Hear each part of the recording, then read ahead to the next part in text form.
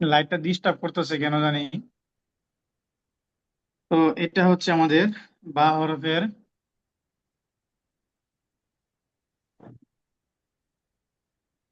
প্রথম ব্যবহার। বা হরফের আরো একটি ব্যবহার আছে।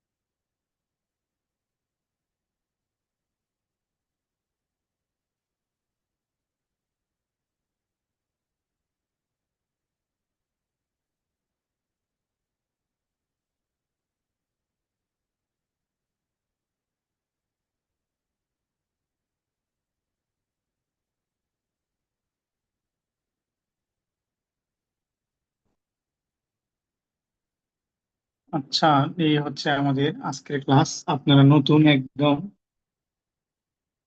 মাত্র শুরু করতে চাচ্ছেন। এখানে বেশি হরফ দিলে আপনারা আওলায় ফেলবেন। এই দুইটা হরফ দেওয়া হইলো। দুইটা হরফের যদিও হরফ দুইটা, কিন্তু এখানে ব্যবহার আছে মোট পাঁচটি। এখানে আলিফ হরফের ব্যবহার হচ্ছে তিনটি, বা হরফের ব্যবহার হচ্ছে দুইটি। তো আমরা আলিফ হরফটাকে প্রত্যেকটাকে এক পৃষ্ঠা করে লিখবো। আলিফ একটা, এই আলিফ এক পৃষ্ঠা, এই আলিফ এক পৃষ্ঠা। বাকি এই বা গুলা দুই পৃষ্ঠা করে লিখবো ইনশাল্লাহ। বাঁশ কলম দিয়ে আমরা শুরু করবো। বাঁশ কলমটা আমরা অবশ্যই, আপনারা দেখেন আমি বাঁশ কলমটা কিভাবে ধরতেছি। এই যে সাধারণ কলমের মতোই আপনারা হচ্ছে বাঁশ কলমটাকে ধরবেন। এটা ধরার জন্য নতুন কোনো পদ্ধতি আপনাদেরকে অবলম্বন করতে হবে না। আর কলম থেকে কালি নেওয়ার সময় আপনারা যে কালিগুলো ঢালবেন, আপনারা কৌটার মধ্যে, এইরকম কৌটার মধ্যে যে কালিগুলো আপনারা ঢালবেন, এটা ঢালার ক্ষেত্রে আপনারা অবশ্যই আহ, সতর্কতা অবলম্বন করবেন যাতে কালিটা বেশি না ঢেলে যায়। অথবা যাতে কমও না ঢেলে যায়, কম বেশি কোনোটাই হওয়া যাবে না। আপনারা হচ্ছে আহ সুতাটার মধ্যে যাতে কি পুরোপুরি ভাবে সুতাটা ভিজে যায় এরকম ভাবে আপনারা কালিটা টানাবেন। তারপরেও যদি কোনো বিষয় নিয়ে আপনাদের অস্পষ্টতা থাকে বা কোনো কিছু আপনারা বুঝেন না এরকম হয়, তাহলে আপনারা আমাকে নক দিবেন ইনশাল্লাহ। গ্রুপে, হোমওয়ার্ক গ্রুপে আপনারা জিজ্ঞেস করবেন, হোমওয়ার্ক গ্রুপে ইনশাল্লাহ জানিয়ে দেওয়া হবে। আর আজকের ক্লাসটা যদিও